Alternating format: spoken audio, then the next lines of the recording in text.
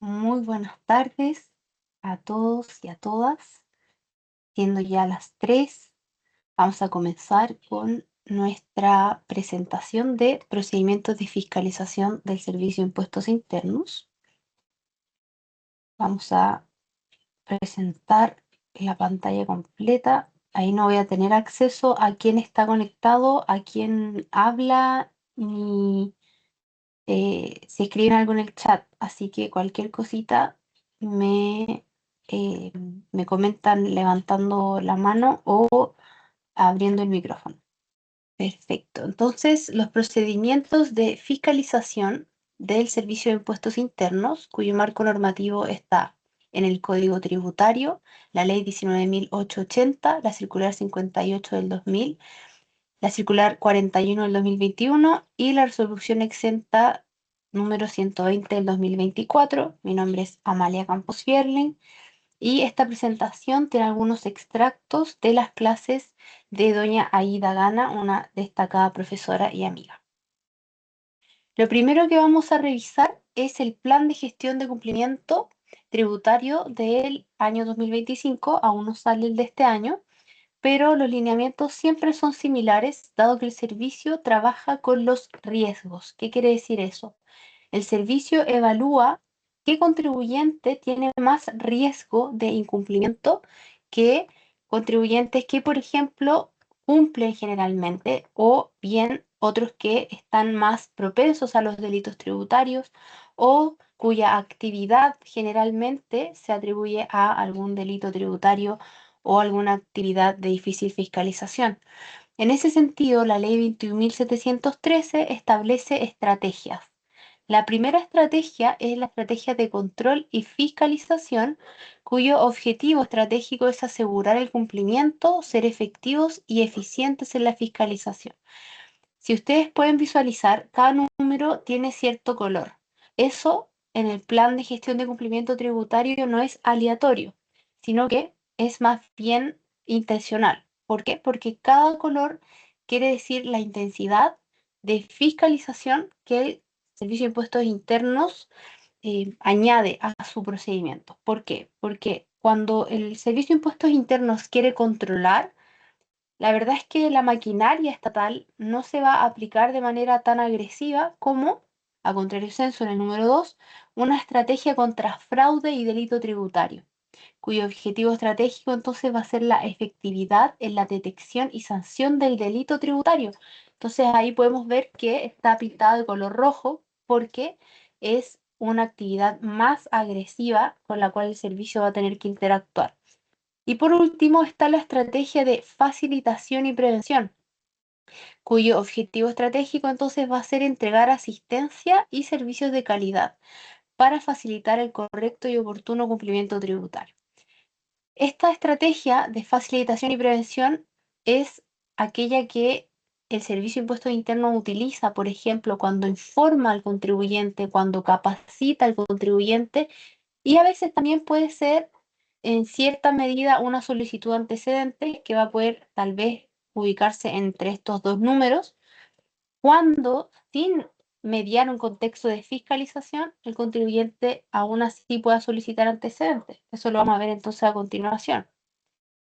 Dentro de las medidas preventivas y de colaboración, encontramos el artículo 33 del Código Tributario, que dice que a fin de evitar el incumplimiento de las obligaciones tributarias, sea por errores del contribuyente o por su conocimiento imperfecto de las disposiciones u obligaciones tributarias, el servicio podrá, con los antecedentes que obren en su poder, ejecutar las siguientes medidas preventivas y de colaboración. Entonces, el servicio va a poder informar, que es lo que estábamos viendo en las charlas, en la página de cada contribuyente, cuando aparecen estas alertas que dicen, mire, fíjese que tiene esta obligación mensual, esta obligación anual, ciertas medidas o impuestos asociados a los bienes raíces, e informa el estado del contribuyente en relación a la entidad fiscalizadora. También comunica en la misma plataforma, entrega notificaciones también a través de correo electrónico y, como les comentaba, también puede ser una medida preventiva y de colaboración al solicitar antecedentes en un ámbito de medida de colaboración y no en un proceso de fiscalización. Entonces, el Servicio de Impuestos Internos ejecuta estas acciones para evitar los incumplimientos tributarios, porque dice, puede que el contribuyente haya tenido un conocimiento imperfecto de la normativa, o bien el contribuyente puede que no conozca esta normativa, etcétera. Y entonces no constituyeron una fiscalización. Y en ese sentido, el procedimiento de auditoría y fiscalización, vamos a ver que el servicio está facultado para entonces verificar que las declaraciones de impuestos sean expresión fidedigna de las operaciones registradas en sus libros de contabilidad y de toda la documentación que soporta esta contabilidad y que refleje las transacciones económicas efectuadas. También está facultado para establecer si las bases imponibles, créditos, exenciones, franquicias, tasas e impuestos están debidamente determinados y de existir diferencias, proceder a efectuar el cobro de los tributos con los recargos consecuentes y detectar oportunamente a quienes no cumplen con sus obligaciones tributarias. Entonces, aquí lo vemos reflejado muy claramente el procedimiento de auditoría y fiscalización, que mencionábamos que tiene diferentes fines, ¿cierto? Poder identificar algunas contingencias tributarias. Y este procedimiento va a iniciar con la apertura del expediente electrónico en su sitio personal. Como les comentaba, en la plataforma del Servicio de Impuestos Internos, entonces consta la información con la cual el servicio luego analiza y examina para ver si hay alguna incongruencia. En ese sentido, vamos a ver que este procedimiento de fiscalización y auditoría puede iniciar porque se presenta algún error por el contribuyente y el Servicio de Impuestos Internos entonces genera esta solicitud de antecedentes que es diferente al requerimiento de antecedentes. ¿Por qué? Porque la solicitud de antecedentes está asociada a un proceso preventivo y colaborativo, no así el requerimiento de antecedentes que va a preceder, por ejemplo, a una citación. Ahora bien, mediante la solicitud de antecedentes puede darse un requerimiento de antecedentes e iniciarse una fiscalización totalmente, pero también puede que no, como vamos a ver más adelante, y solamente se quedaría entonces en una medida preventiva. También la solicitud de antecedentes y el requerimiento puede derivar a una citación, desde un procedimiento colaborativo hacia un procedimiento ya en torno a la fiscalización, que puede también estar involucrado en una tasación y por ende una liquidación, una resolución y por último un giro. Hasta aquí llega la competencia del Servicio de Impuestos Internos para luego ya las acciones de cobro que, como todos sabemos, son competencia de la Tesorería General de la República. Y quiero ver si estamos todo bien. Todo bien. Cualquier cosa, abren el micrófono y me comentan si tienen alguna duda. Estoy- Cuando yo hago el respectivo ampliación de la pantalla, yo no los voy a ver. Entonces, les repito para que si cualquier duda que tengan, me comentan.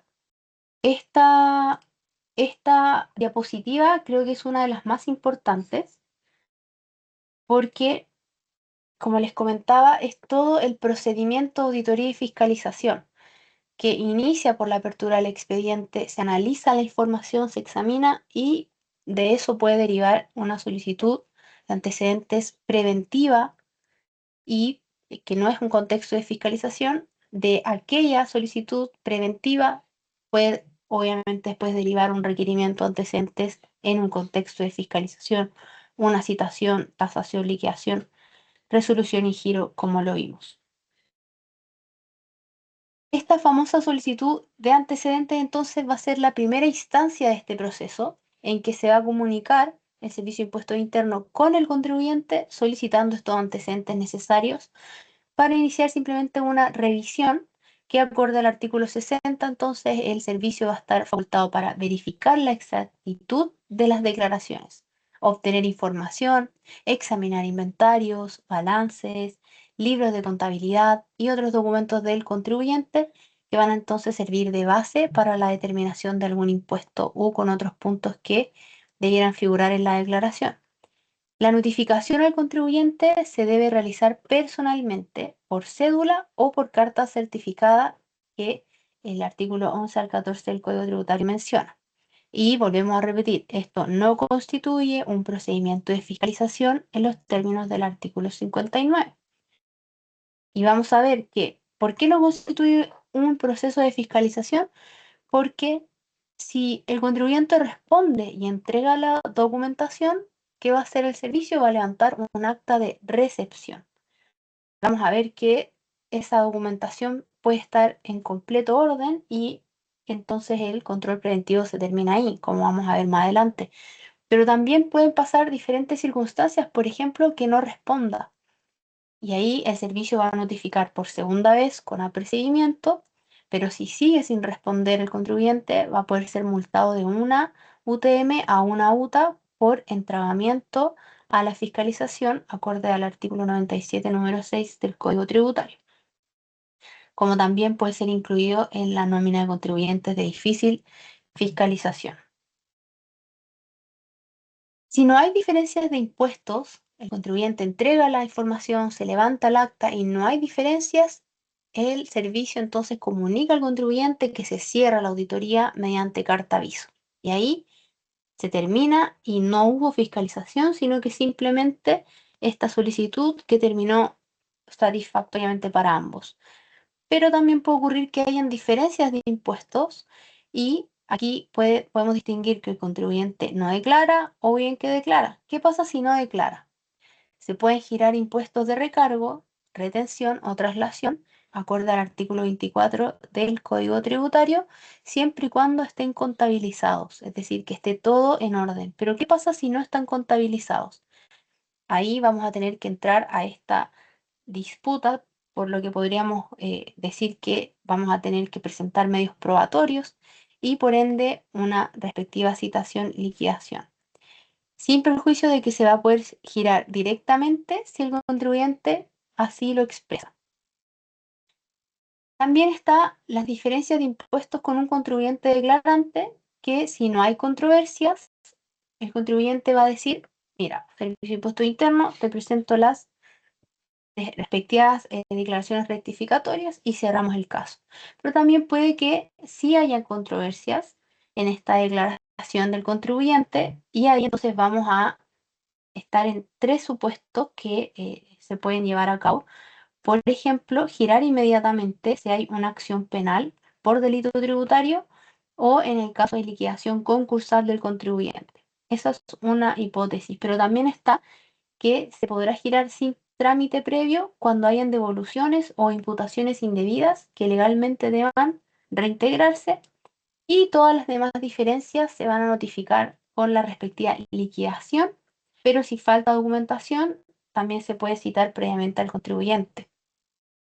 ¿Cuáles van a ser las consecuencias entonces de la solicitud antecedentes? Como vimos, esta solicitud puede terminar en una simple acta y una carta aviso de que todo está en orden, pero también puede terminar en requerir antecedentes conforme al artículo 59 y aquí ya entramos en un contexto de fiscalización.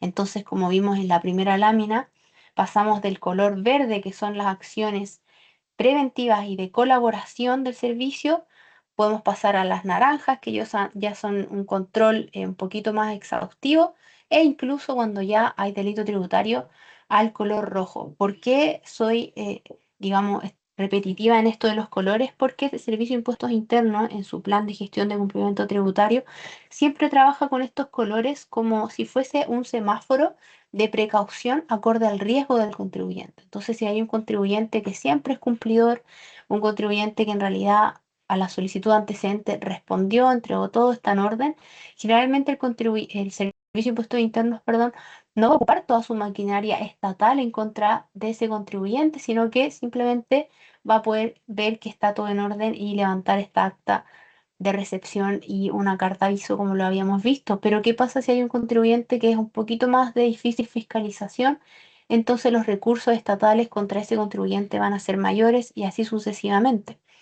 Y así es como entonces entramos en un contexto de fiscalización o Por ejemplo, se puede citar por el Servicio de Impuestos Internos acorde al artículo 63 del Código Tributario, liquidar y girar los impuestos en los casos que sea pertinente, procesar solicitudes de rectificación que vimos que el contribuyente puede realizar. Esto es en el artículo 33, perdón, 36 bis del Código Tributario, corregir errores en su declaración de impuestos, también puede resolver peticiones administrativas, llevar a cabo las acciones por las cuales se solicitó la información y, por último, certificar de oficio o a petición de parte que en realidad no existen gestiones pendientes respecto a la materia por la cual se le ha solicitado la información. Y este es el caso en el cual se acaba sin contexto de fiscalización. Ahora bien, tenemos que saber que hay un plazo para el órgano fiscalizador para llevar a cabo esta fiscalización. Y esto tiene por nombre caducidad de la fiscalización, que queda marcado como hito la solicitud, o más bien el requerimiento, porque la solicitud en contexto de no fiscalización, el requerimiento antecedentes, acorde al artículo 59, y entonces empieza a contar estos plazos máximos para llevar a cabo la fiscalización de citar, liquidar o girar. El plazo normal van a ser los 9 meses, pero también hay plazos especiales, acorde a la materia de fiscalización, que vamos a distinguir 12 meses y 18 meses. Para los 12 meses, con posibilidad de extensión, son temas, por ejemplo, de precio de transferencia, determinación de renta líquida imponible de contribuyentes con ventas o ingresos superiores a 5.000 UTM, procesos de reorganización empresarial y revisión de contabilización de operaciones entre empresas relacionadas, entre otras. También por la materia y la complejidad de la materia hay un plazo especial de 18 meses con posibilidad de extensión también cuando esté involucrada la norma general antielusiva, el artículo 41H, 41G de la LIR, donaciones y herencias, proceso de recopilación de antecedentes y requerimiento de información de una autoridad extranjera. O sea, ahí por la calidad o más bien la complejidad de la materia, el servicio tiene un poquito más de tiempo, de hecho con posibilidad de extensión para revisar. También hay un nuevo artículo que es importante que lo conozcamos del 59 ter del Código Tributario, que es la fiscalización de grupos empresariales. El servicio puede realizar un procedimiento de fiscalización unificado que involucra a todos los contribuyentes de un grupo empresarial que hayan concurrido en operaciones determinadas y transacciones, considerando los efectos de la fiscalización de manera integral y consistente. El servicio puede disponer que la competencia para conocer la fiscalización se radique en la unidad que tenga jurisdicción sobre el domicilio de la sociedad o bien la entidad controladora o en la dirección de grandes contribuyentes cuando corresponda. Entonces, esto también está asociado al principio de economía procesal, que quiere decir que los instrumentos que tiene la entidad fiscalizadora o el órgano administrativo se puedan usar de manera eficiente y puedan compilar antecedentes de manera unificada en un grupo empresarial. En el contexto de la fiscalización también está la citación, que es un medio de fiscalización que contiene los elementos necesarios para que el contribuyente tome un adecuado conocimiento de los fundamentos de hecho y de derecho que sustentan las diferencias de impuestos no prescritas que pudieran adeudarse. Es importante que recalquemos que el medio de fiscalización debe contener estos elementos necesarios para que el contribuyente tome un adecuado conocimiento, y aquí también de los fundamentos de hecho, pero también de derecho, que sustentan las diferencias de impuestos que el servicio está, digamos, reclamando que haya una contingencia, una diferencia y que por supuesto no tienen que estar prescritas y que el contribuyente pueda deudar. ¿Por qué enfatizo en el hecho de que tiene que haber un fundamento completo y adecuado de hecho y de derecho? Porque todo órgano de la administración está obligado a llevar a cabo todas sus actuaciones de manera fundamentada. Eso quiere decir que el Servicio de Impuestos Internos no nos puede decir usted debe tal cantidad de impuestos sin decirnos por qué, en cuanto al hecho, pero también en cuanto al derecho que lo sustenta y que, por supuesto, esta diferencia de impuesto no esté prescrita. Hay algunos órganos de la administración que generalmente y no hablo tanto por el Servicio de Impuestos Internos, pero me ha tocado también con el Servicio de Impuestos Internos, que realizan estas fiscalizaciones y no fundamentan en cuanto a la normativa, sino que más bien en cuanto a algunos hechos, y los actos de la administración quedan incompletos. Y eso vulnera entonces el derecho del contribuyente de contener y conocer los elementos necesarios y tomar un adecuado conocimiento. Entonces ahí nos vamos a un rango más arriba en cuanto a la normativa, que es la misma Constitución Política de la República, que defiende y protege a los administrados o a todos nosotros, ya sea contribuyentes o en cuanto a no solamente servicio de impuestos internos, sino que como ciudadanos que tenemos a órganos de la administración que nos están fiscalizando en ciertas materias, en orden al bien común. Entonces nosotros tenemos ese derecho constitucional de que todas las acciones de un órgano administrativo que puedan afectar nuestros derechos, ya sea de propiedad, nuestras actividades económicas, de libertad, ya sea libertad económica, pero también de desplazamiento y un montón de libertades de culto, de asociación, estén bien protegidas. Y para que estén bien protegidas, lo primero que uno tiene que saber es por qué me están afectando esta libertad. Es decir, por qué, por ejemplo, me están atribuyendo más cantidad de impuestos de la que yo considero correcta, de la que yo en mi balance, en mis respectivas juntas de accionistas, en mis respectivos documentos corporativos, tributarios y financieros determiné. Y en la medida en que el Servicio de Impuestos Internos lo fundamente, nosotros podemos tomar conocimiento y luego entonces poder impugnar esas actas. Y esa acta, no solamente por el hecho de impugnarla, vamos a tener que tener los elementos necesarios, pero también para poder comunicarnos de forma eficiente con la autoridad a la cual uno tiene que ir a impugnar. Es decir, cada acto administrativo va a tener un órgano jerárquico que va a poder revisar esta impugnación que nosotros vamos a hacer. Y para eso tenemos que conocer entonces el acto administrativo con sus fundamentos de hecho y de derecho y nuestras diferentes vías de impugnación. Según el artículo 63 del Código Tributario, el contribuyente tiene un mes para responder, ya sea declarar, rectificar o aclarar, y puede solicitar una prórroga de hasta un mes más, y eso obviamente va a extender el plazo de prescripción o de caducidad que vimos en torno a la fiscalización del órgano fiscalizador. Si no responde, el Servicio de Impuestos Internos va a proceder con la liquidación y va a poder tasar la base imponible con los antecedentes que tiene a mano. Entonces, en resumen, consecuencias de la respuesta o la falta de respuesta. Si responde y aclara todo, se concilian las observaciones y finaliza la auditoría. Si aclara parcialmente, se van a conciliar partidas explicadas y se va a liquidar el resto. Y si no responde y no aclara, que es el peor escenario, entonces se va a proceder con la liquidación y podría no acceder a condonaciones de intereses y multas. Entonces, siempre el Servicio de Impuestos Internos va a buscar dar esta oportunidad al contribuyente de regularizar su situación antes de una liquidación definitiva. Eso siempre y cuando esté bien notificado y el proceso haya llevado bien, porque si no, también ahí están las vías de impugnación.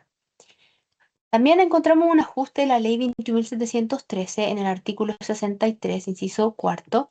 Si en respuesta a la citación practicada el contribuyente presenta nuevos antecedentes que no fueron aportados previamente, o bien que de su análisis se toma conocimiento de la existencia de hechos, actos o negocios jurídicos o de un conjunto o serie de ellos posiblemente constitutivos de abuso o simulación, de acuerdo al 4 ter y 4 quater, podrá darse inicio a un nuevo procedimiento de fiscalización y ahí el servicio citará al contribuyente en los términos del artículo 4 quinques. Entonces, ahí tenemos una excepción porque claramente si hay antecedentes nuevos o bien actos que posiblemente constituyan abuso o simulación, el Servicio de Impuesto Interno va a abrir un nuevo procedimiento de fiscalización. Hay ciertos actos que son de citación obligatoria y que es muy importante que conozcamos. Por ejemplo, la tributación internacional, que tiene relación con la fiscalización de precios de transferencia, remesa al exterior del artículo 74, número 4 de la LID, o bien no declarantes de ganancias de capital por participaciones sociales, acciones y otros títulos del 10 de la LID. También otras actuaciones de citación obligatoria, y si estamos hablando de que algunas actividades tienen citación obligatoria, a contrario censo, entonces vamos a ver posteriormente que hay algunas que no necesitan citación, pero por la complejidad de algunas materias se requiere citación obligatoria. Por ejemplo, la tributación internacional, y se repiten en este caso los precios de transferencia, ¿cierto? Que vimos anteriormente que también por su complejidad en el plazo de caducidad se establece un plazo mayor al normal, que son de 12 meses. Y entonces vamos a ver que también hay ciertas características que la norma establece complejas para que se realice este trámite de forma obligatoria, que son las declaraciones, documentos, libros de contabilidad o antecedentes presentados por el contribuyente que sean declarados no fidedignos, conforme al artículo 21 del Código Tributario, o que haya una ausencia de declaración acorde al artículo 22 del Código Tributario, o bien un prorrateo de gastos conforme al artículo 27 del Código Tributario. También va a haber citación obligatoria en los casos de la elusión del artículo 4 quinques del Código Tributario, o bien determinación de impuesto por término de giro del artículo 69 del Código Tributario. Tenemos el artículo 14, letra A, número 8 de la LID, que es el deber de información sobre inversiones en el extranjero y otras materias.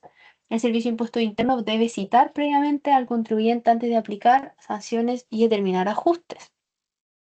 También el artículo 58, número 3 de la LID, la venta de activos subyacentes ubicados en Chile de sociedades extranjeras.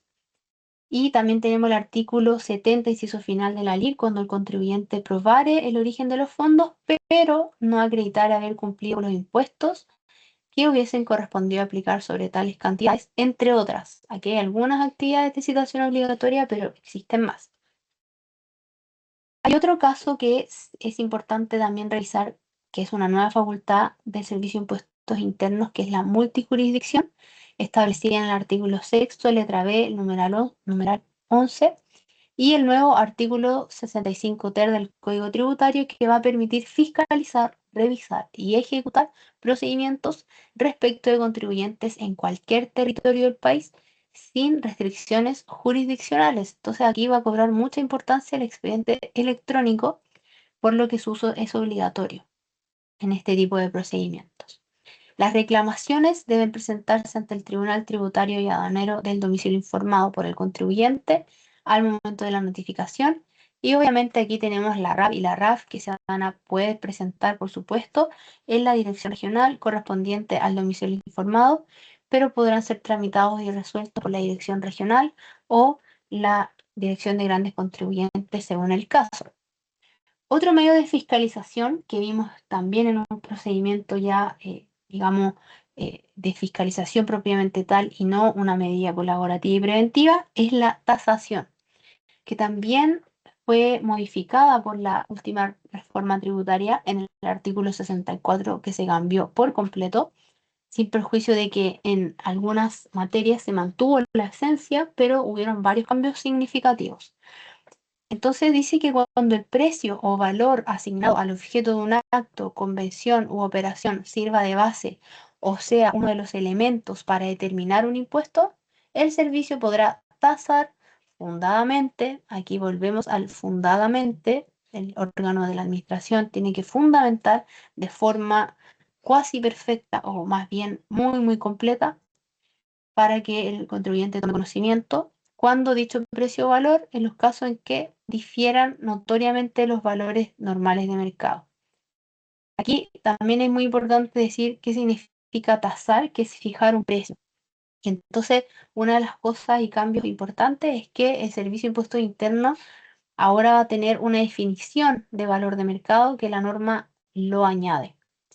Y entonces, en el inciso segundo dice que para los efectos de este artículo se entiende por valores normales de mercado los que habrían acordado partes no relacionadas en operaciones y circunstancias comparables, considerando, entre otras, las características de la industria, el sector o segmento, las funciones, activos o riesgos asumidos por las partes, las características específicas, componentes y elementos determinantes de bienes, servicios, contratos y otras operaciones.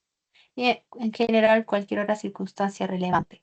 O sea, aquí también es muy importante recalcar que van a ser, uno de los estándares es que sea aquellas operaciones que partes no relacionadas hayan podido acordar. Y aquí nos dan varios estándares que vamos a poder, conforme al mercado existente, ir revisando, generar informes para nosotros también poder probar que sí estábamos acorde al mercado o bien se pruebe por el servicio que no. Nosotros tuvimos una clase de tasación, me parece que el mes pasado, pero a grandes rasgos también podemos ver que no se va a aplicar esta facultad siempre que cumpla ciertos requisitos, que entre otros, dependiendo de la operación, pero por lo general se repite que haya una legítima razón de negocios, que no se generen flujos de dinero para el aportante y que se mantenga el costo tributario de los activos transferidos. La legítima razón de negocio es un concepto muy importante en una fiscalización, por no decir que podría ser el corazón o la esencia de una operación propiamente tal, dado que cuando el Servicio de Impuestos Internos nos cuestiona una operación, quiere decir que está comentando que nosotros podríamos haber realizado, por ejemplo, una actividad simplemente con fines tributarios para poder disminuir nuestra carga de impuestos. Sin embargo, cuando nosotros podemos acreditar una legítima razón de negocios o una finalidad económica real, es que logramos acreditar que además de lo tributario, que puede haber sido una consecuencia de nuestra actividad, bajar impuestos, y eso la norma nos da, la economía de opción para poder decidir entre la opción que más nos acomode, sin perjuicio de que se pague menor cantidad de impuestos, siempre y cuando entonces haya esta legítima razón de negocios o una finalidad económica real que va a poder ser mejorar la eficiencia operativa, las condiciones del negocio, obtener ventajas competitivas o facilidades de financiamiento, reducir costos o riesgos, aumentar capacidad productiva o presencia en el mercado, optimizar la administración. Entonces, cuando nosotros nos radicamos o fundamentamos nuestras operaciones en alguna de estas finalidades, entonces vamos a estar con una actividad o una operación que no tiene por qué ser reprochada. Pero si la única finalidad es obtener ventajas tributarias, la reorganización no se va a considerar legítima y el Servicio de Impuestos Internos va a poder tasar los valores involucrados. Ojo que esto es, no sé si aquí lo anoté, pero esto es en torno, sí, creo que me faltó una lámina, en torno a una reorganización.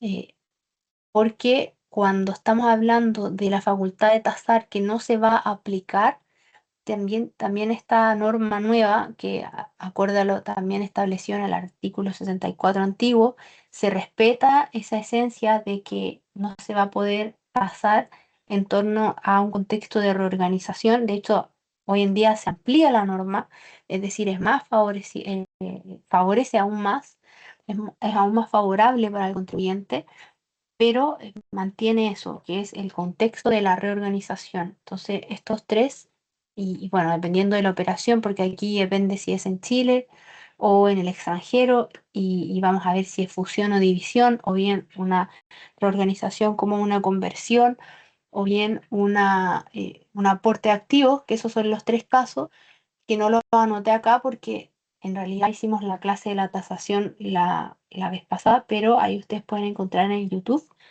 la clase grabada. Y luego pasamos a la liquidación, que la liquidación es la determinación de impuestos que el Servicio de Impuestos Internos realiza a los contribuyentes, incluyendo aquellas que fueron basadas en tasaciones, como lo que vimos anteriormente. Cada liquidación se refiere a un determinado impuesto y a un periodo tributario, aunque en la práctica la liquidación puede ir comprendida en un cuerpo de liquidaciones correspondientes a diversos impuestos y a distintos periodos tributarios. Es decir, puede considerar impuesto a la renta, IVA, diferentes periodos, contribuciones, etc. Y la liquidación culmina entonces en el proceso de determinación de diferencias de impuestos y fija la posición de la administración tributaria respecto al cumplimiento tributario, compeliendo al contribuyente a aceptar esta obligación o bien a impugnarla administrativamente ante el Servicio de Impuesto Interno o jurisdiccionalmente ante el Tribunal Tributario y Aduanero. Ahí entonces el contribuyente va a tener este acto administrativo fundamentado para poder impugnar. Un ajuste en la ley 21.713 al numeral quinto de la letra C del inciso segundo del artículo sexto del Código Tributario, que dice que cuando corresponda emitir una liquidación en la cual se determinen diferencias de impuestos de casos definidos como relevantes o de interés institucional, deberá solicitarse informe previo al Comité Ejecutivo. Luego la resolución exenta 120 del 2024 estableció los criterios para definir un caso como relevante o de interés institucional.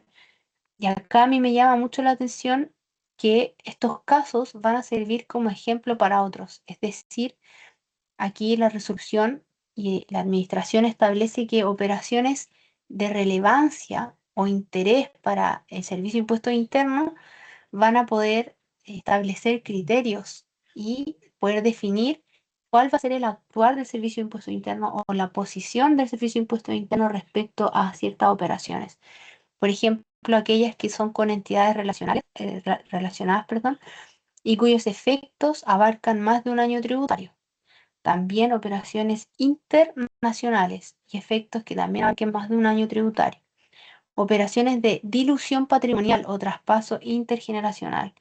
Acá, por ejemplo, encontramos muchos de estos casos en los esquemas que el Servicio de Impuestos Internos nos ha dado este manual de esquemas tributarios. Hay muchos casos de esto. Y casos transversales a nivel nacional que afecten a muchos contribuyentes, regiones o sectores de la economía. Y aquí lo que siento que puede ser lo que marca este interés institucional, que pueden servir como ejemplo para otros. Es decir, el Servicio de Impuestos Internos dice, mira, este caso se repite mucho en diferentes regiones, diferentes sectores de la economía, entonces voy a tomarte a ti como ejemplo contribuyente y puede que sea aleatorio, pero ¿por qué? Porque me puede servir de ejemplo para los demás y sepan cuál es mi criterio de fiscalización, mi posición ante estas operaciones. Entonces son, en general, operaciones que son de relevancia o interés institucional para el servicio. En cuanto a la liquidación, como todo acto administrativo terminal, requiere motivación, notificación y es impugnable. Esto también es muy importante, lo vamos a volver a recalcar cada vez que podamos. Actos administrativos tienen que ser motivados, notificados y ser impugnables. Su notificación interrumpe el plazo de prescripción que estábamos revisando anteriormente y las liquidaciones se estructuran sobre la base de partidas. Si debieron necesariamente ser objeto de citación previa, a falta de ese trámite son nulas. ¿Se recuerdan que vimos una lámina de citación obligatoria, de casos de citación obligatoria? Ya, entonces, si, por ejemplo, en alguno de esos casos el Servicio de Impuestos Internos no cita y la norma dice que tenía que citar, por ejemplo, en el caso del precio de transferencia, a falta de ese trámite van a ser nulas estas liquidaciones. Cada una de las partidas de la liquidación debe identificarse con claridad, fundando su cobro en antecedentes de hecho y de derecho. Y también aquellas que se fueron aclarando en el proceso se deben conciliar. Las partidas pueden reclamarse total o parcialmente y si se reclaman solo alguna de ellas, se emite una liquidación provisoria. Es decir, el contribuyente puede decir, yo estoy de acuerdo con estos servicios, realmente se me pasó eso, así que cóbrame lo que se tenga que cobrar, pero en esto claramente tú te estás equivocando, así que vamos a impugnar. Y ahí el servicio puede emitir una liquidación provisoria. El giro. Acorde a la ley 19.880, artículo tercero, el concepto de acto administrativo, las decisiones escritas que adopte la administración se expresarán por medio de actos administrativos. Y el giro, en el artículo 37 del Código Tributario, dice que son, es la respectiva definición, dice los tributos, reajustes, intereses y sanciones deberán ser ingresados al fisco mediante giros, que se efectuarán y procesarán por el servicio, los cuales serán emitidos mediante roles u órdenes de ingreso, salvo los que deban pagarse por medio de timbres o estampillas. Los giros no podrán ser complementados, rectificados, recalculados, actualizados o anulados, sino por el organismo emisor, el cual será el único habilitado para emitir duplicados o copias de los documentos mencionados precedentemente, hasta que la tesorería inicie la cobranza administrativa y judicial, y ahí entonces deja de tener competencia al servicio y pasa a la tesorería con la cobranza administrativa. Existen ciertos principios aplicables que es muy importante tener en cuenta al momento de una fiscalización, y es que tiene que existir un debido proceso en la fiscalización. La administración tributaria debe seguir procedimientos claros y transparentes, asegurando que los contribuyentes sean informados adecuadamente sobre las acciones que se están llevando a cabo y que tengan la oportunidad de presentar argumentos o pruebas. Y esto, como comentábamos, está en la Constitución Política de la República y en la Ley 19.880, que fija el procedimiento administrativo. Esto no solo le afecta a la administración tributaria o servicio de impuestos internos, sino que a todas las administraciones del Estado de Chile. Prevale- Prevalencia de la realidad económica sobre las formas jurídicas. Eso quiere decir que este principio va a priorizar los hechos económicos reales sobre las estructuras legales o formales utilizadas por los contribuyentes. Entonces, esto en relación a las normas antiilusión, perdón, dice relación en cuanto a la realidad económica, es decir, lo que se está generando en la operación real, más que en las formas jurídicas. El contribuyente puede decirme que esto es una compraventa, pero en realidad esto es una donación. O el Servicio de Impuestos Internos me puede decir que esto es una donación, y en realidad no fue una donación, sino que fue una compraventa y viceversa.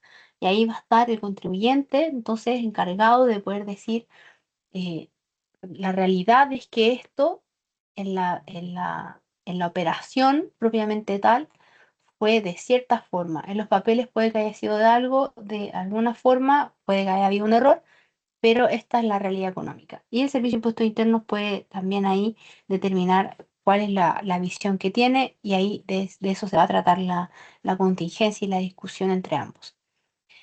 Protección de la confianza legítima de los contribuyentes. Protege a los contribuyentes que han actuado de buena fe, basándose en criterios proporcionados por la Administración Tributaria. Esto está en el artículo 26 del Código Tributario, y que establece la buena fe del contribuyente. Es decir, que la administración tributaria no puede partir de la base de la mala fe del contribuyente, no puede partir de la base de que el contribuyente está realizando maquinaciones fraudulentas para estafar al fisco o defraudar al fisco, sino que más bien tiene que partir de la base de que el contribuyente tal vez tuvo un conocimiento imperfecto, a pesar de que la norma dice que nadie puede alegar desconocimiento de la ley. Sin embargo, puede que el contribuyente haya realizado ciertas operaciones con, por ejemplo, un criterio antiguo, ¿cierto? Del Servicio de Impuestos Internos, que tal vez estaba basado en otra norma, pero en el ámbito tributario la verdad es que nadie se puede sorprender de la cantidad de cambios legislativos y administrativos que tenemos por las diferentes reformas tributarias, que por lo demás no es algo que se deba celebrar, porque en realidad genera mucha inestabilidad, pero que es nuestra realidad, y que lo más probable es que también se vayan efectuando en algún momento alguna reforma. Y eso tiene sus pros y sus contras, pero claramente uno de los contras son en estas inestabilidades. Ahora, uno de los pros es que claramente uno puede llevar a cabo ciertas acciones con algún criterio proporcionado por la administración tributaria, que fue anterior al que hoy en día es el actual criterio, y el contribuyente, si las condiciones en realidad pueden ser justificadas para mantener ese criterio, tiene que la administración tributaria reconocer esta buena fe del contribuyente que se está basando en sus criterios anteriores. Y con eso terminamos nuestra clase de hoy. Espero que les haya sido de enriquecimiento profesional y teórico, normativo. Quedo atenta a si hay algún comentario o alguna duda. Voy a simplificar esta pantalla porque no veo a nadie y tampoco me veo a mí. Ahora sí. Bueno, cuéntenme si hay alguna duda o si se requiere de alguna aclaración por algún concepto.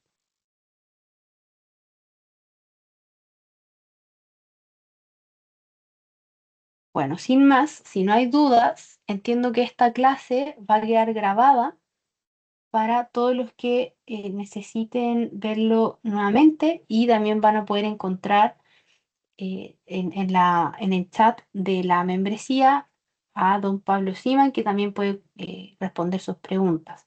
De todas formas, si tienen dudas de esta clase en particular o de las que yo he dictado, también pueden encontrar mi contacto en la membresía, en el chat de la membresía. Sin más, doy gracias por su asistencia y estaremos viéndonos en una próxima clase que, si no me equivoco, va a ser el miércoles 21. Sí, el miércoles 21 de enero a la misma hora y en el mismo lugar. Que esté muy bien. Muchas gracias.